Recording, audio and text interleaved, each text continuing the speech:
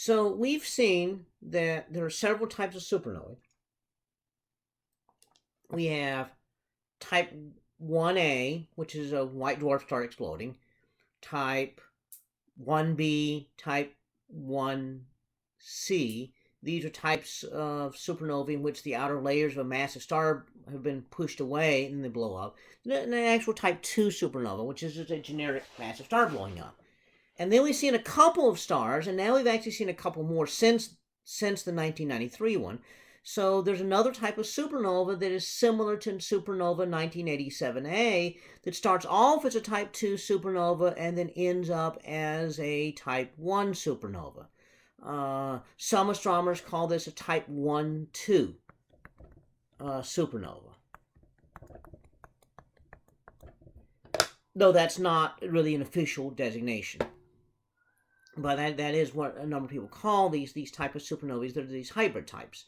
And so, again, now we're up to 5 supernova types. And Walter Baade had suggested there might be 5 or 6 different types. So let's look more at type 1-2 supernovae by looking at the nearest one, supernova 1987A. And so the Hubble telescope, looking at it after the first servicing mission, got a clearer view and saw that these outer rings and then an inner ring, and the cloud of gas in the middle is gradually expanding as time passes. That's the actual supernova. Those other rings that are out there were given off by the star before the other rings were given off by a star before it blew up. And so what we think happened is that the inner ring was actually given off first, and then we had the outer ring. And so what happens is that when it was a red giant, it expelled gas and maybe a couple different episodes. And as it expelled gas, then you got those rings there. They would have been there anyway. And then the cloud in the middle is from the supernova explosion. It's glowing in part because it's hot, but also because it's lit up by radioactive decay. You produce all the possible elements on the periodic table in the supernova, and you're producing a lot of radioactive elements which are decaying. And so that's still releasing energy long after the original. And so here we have kind of a view of the supernova exploding in the middle with the rings of previous exploding gas. Now, an interesting thing happened, and that is that in 1987, but about 10 years later, in that ring, as the cloud of gas in the middle is gradually expanding, a little bright spot developed. And over time, you got more and more bright spots developing in that ring. And so if you look here, over time, as that cloud in the middle is expanding, more and more bright spots in the ring are developing. What's going on with that? Well, what's happening is that that cloud in the middle it's a cloud. It doesn't really have a sharp edge. So there's pieces of gas that are much faster than other pieces that are moving out there, and they're starting to run into that existing ring. When they hit it, they cause it to glow or release energy.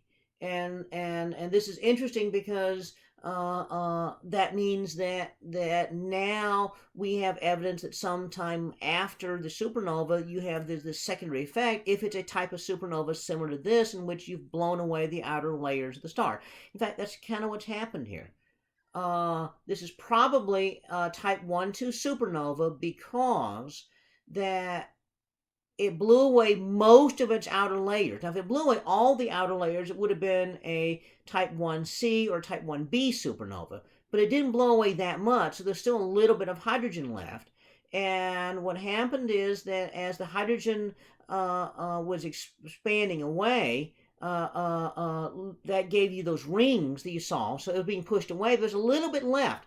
So when the supernova happened, the hydrogen there was, in fact, showing up in the spectrum, but the inner part of the star was moving fast and the outer part and overtook it, and so that masked the hydrogen. As the inner part overtook the thinner outer part, that's when it kind of brightened up a little bit. So that's that little bump in the light curve. And so that's the type of star here that's probably doing this. So this probably is something like that's between a type 2 and a type 1 C supernova. So again, type 1, 2. Um, so this is a different type of. And so here's a little animated GIF right here that shows as the dates are passing down here, you notice that more and more of that ring starts brightening up as the gases start hitting it. Okay. And that's kind of what it looked like in 2003. In X-rays, you can see the entire ring is glowing because it's very highly energized. Well, duh, of course it's highly energized. It just blew up a star in the middle of it. Okay. So again, kind of another pretty view of this. Question, what about any planets? Planets aren't going to survive. There's no way. I mean, the supernova is so powerful, it's going to blow away any planet. If you were on a planet orbiting the star, then the planet would be completely obliterated. You would have the light would incinerate the planet, and the shock wave would blow it to smithereens. And so no planet is going to survive. And all that's going to be left is an expanding cloud of gas where the star used to be. And that gives you the supernova remnant. Well, closest type 1 supernova in 42 years, just kind of want to point this out, was actually discovered in a undergraduate class. And this was just a few years ago, 2014, that you had a college class. This was an upper division college class, and so one of the projects was they were supposed to use their own telescope to collect data for a project. And so the first of the semester, they were learning to use the telescope, and they looked at a galaxy M82, and turns out that they discovered a supernova during the lab where they were learning how to use the telescope. And so that's just kind of an interesting little footnote.